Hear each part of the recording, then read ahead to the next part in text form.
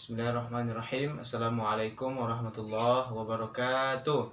Waalaikumsalam warahmatullahi wabarakatuh. Alhamdulillahirabbil alamin. Wassalatu wassalamu ala asyrafil anbiya'i wal mursalin wa ala alihi wa ashabihi ajma'in.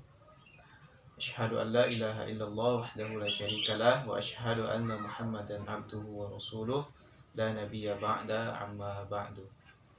Pertama dan paling utama sekali, marilah kita bersyukur atas kehadiran Allah Subhanahu wa taala, di mana Allah masih menurunkan nikmat serta karunia-Nya kepada kita semua, sehingga di masa pandemi ini kita masih dapat belajar seperti sedia kalanya.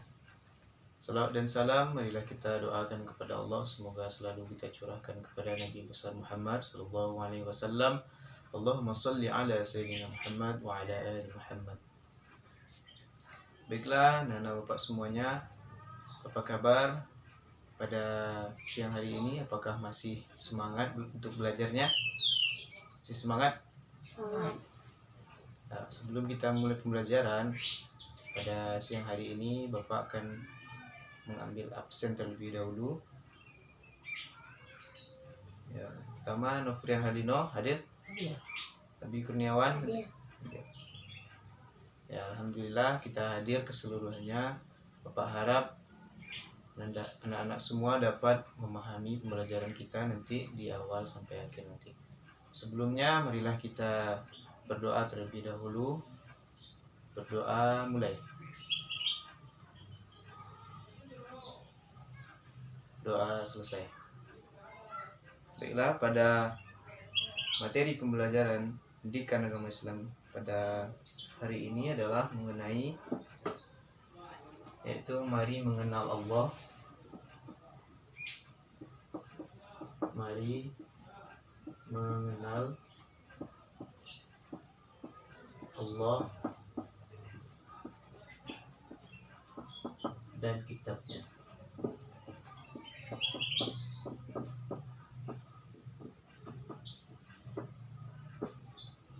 Coba ulangi, Nofrian, apa tadi materi kita pada hari ini? Mari mengenal Allah dan kitabnya. Ya, mari mengenal Allah dan kitabnya. Yang pertama yang harus kita pahami yaitu salah satu nama-nama Allah yang pertama itu adalah Al-Mumit. Al-Mumit. Nah, yang artinya adalah Allah Maha mematikan. Mematikan. Al-Mumit apa, Abi Kurniawan? Mematikan. Maha Mematikan. Maha mematikan. Yang kedua itu adalah Al-Hayyu. Al-Hayyu. Al-Hayyu itu sendiri berarti Maha menghidupkan. Menghidupkan. Maha menghidupkan. Yang ketiga itu adalah Al-Qayyum. Al-Qayyum. Yang artinya adalah Maha berdiri atau Maha yang mandiri, berdiri. Yang keempat atau yang terakhir yang wajib kita ketahui adalah Al-Ahad. Al-Ahad adalah yang sama-sama kita ketahui, Al-Ahad adalah yang Maha Esa. Ini terdapat juga di dalam Quran surah Al-Ikhlas. Qul huwallahu ahad, Allahus samad, lam yalid wa lam yulad. Bahwasanya di sana jelaskan Allah itu Maha Esa, tiada tandingan Allah itu sendiri. Nah,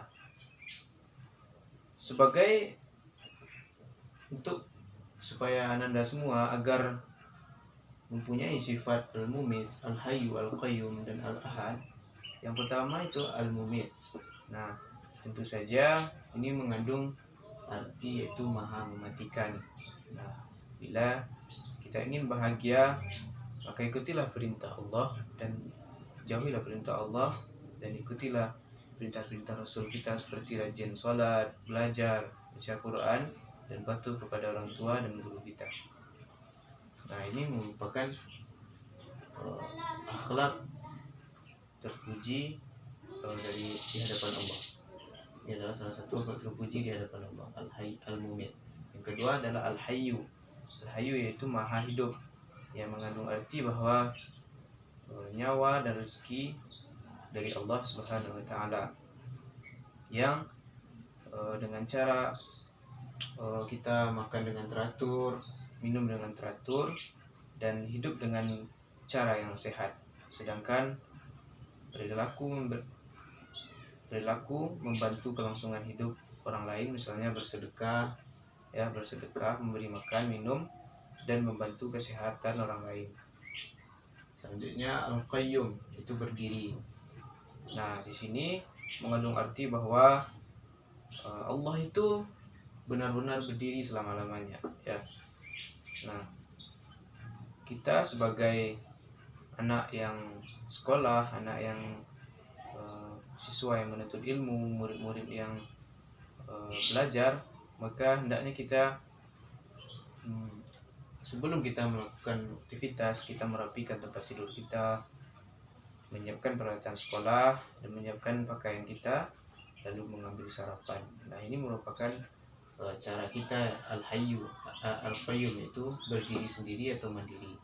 Yang terakhir itu Al-Ahad, yang mengandung arti bahwa Allah itu tunggal, esa, tiada sekutu bagi Allah.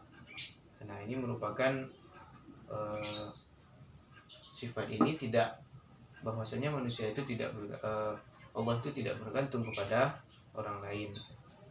Nah, jika kita kaitkan dengan kehidupan Anda semua, kita itu merupakan orang yang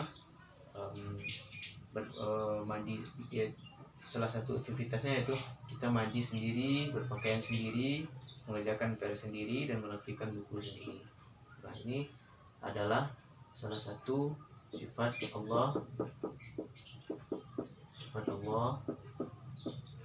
yang harus Anda lakukan. Ada yang merupakan sifat terpuji yang berkaitan dengan kehidupan kita sehari-hari. Yang selanjutnya, yang B, yang A, yang B, yaitu mengenal kitab Allah. Mengenal kitab Allah. Apa, Abi Kurniawan? Yang kedua, mengenal kitab Allah. Nah, mengenal kitab Allah ini tercantum dalam dalil, yaitu dalam Quran surah An-Nisa ayat 136. Nah, kalian apakah sudah hafal? Belum? Tapi belum. Nah, sini kan Bapak bacakan terlebih dahulu. A'udzubillahi minasyaitonirrajim. Bismillahirrahmanirrahim. Ya ayyuhalladzina amanu billahi wa rasulih wal kitabil ladzi nazzala ala rasulih wal kitabil ladzi anzala min qabl wa may yakfur billahi wa malaikatihi wa kutubihi wa rusulihi wal yawmil akhir faqad dhalalan ba'ida. Nah, yang artinya, wahai orang-orang yang beriman, tetaplah beriman kepada Allah dan Rasulnya Muhammad dan kitabnya Al-Quran yang diturunkan kepada Rasulnya serta kitab yang diturunkan sebelumnya. Barang siapa yang ingkar kepada Allah, malaikat-malaikatnya, kitab-kitabnya, Rasul-Rasulnya, dan hari kemudian, maka sungguh orang itu tersesat sangat jauh.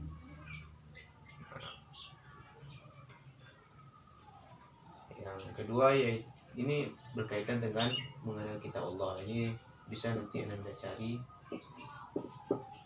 Nah, selanjutnya nama-nama kitab Allah. Nama kitab Allah. Nama-nama kitab Allah. Yang pertama itu ada kitab Taurat. Kitab Taurat ini diturunkan kepada Nabi Musa alaihi salam. Yang kedua ada kitab Zabur yang diturunkan kepada Nabi Daud. ketiga ada Injil yang diturunkan kepada Nabi Isa. Terakhir ada kitab penyempurna dari ketiga kitab ini adalah yang terakhir adalah kitab apa? Al-Quran.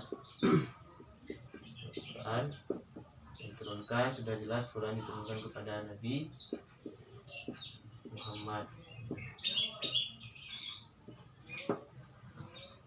Ini merupakan salah 4 kitab yang wajib anak-anak bapak ketahui. Kitab Taurat adalah kitab yang diturunkan kepada Nabi Musa alaihi salam pada abad ke-12 sebelum Masehi. Nah, kitab ini diturunkan di daerah Israel, Mesir, yang kitab ini menggunakan bahasa Ibrani. Sedangkan kitab Zabur adalah kitab diturunkan kepada Nabi Daud yang diturunkan pada abad 10 sebelum Masehi di tanah Kanaan. Sedangkan kitab Injil yang diturunkan kepada Nabi Isa alaihissalam sekitar abad 1 Masehi di daerah Yerusalem, dan dalam bahasanya menggunakan bahasa Yunani Injil.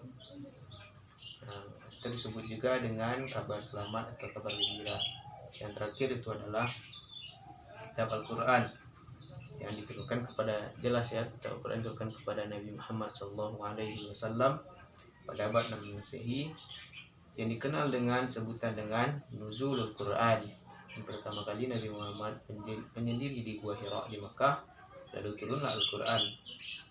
Pada saat itu melalui perantara malaikat Jibril, di mana malaikat Jibril menyampaikan, Iqra bismi rabbikal ladzi khalaq, khalaqal insana min 'alaq.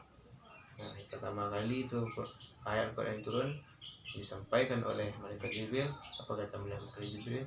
Iqra, bacalah kepada Nabi Muhammad. Ketika itu Nabi Muhammad berumur 40 tahun.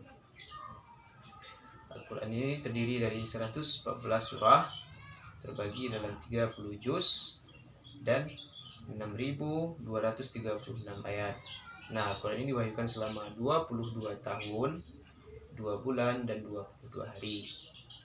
Dan Al-Quran ini merupakan menyempurnakan seluruh hukum-hukum Allah dan kitab-kitab yang diturunkan sebelumnya.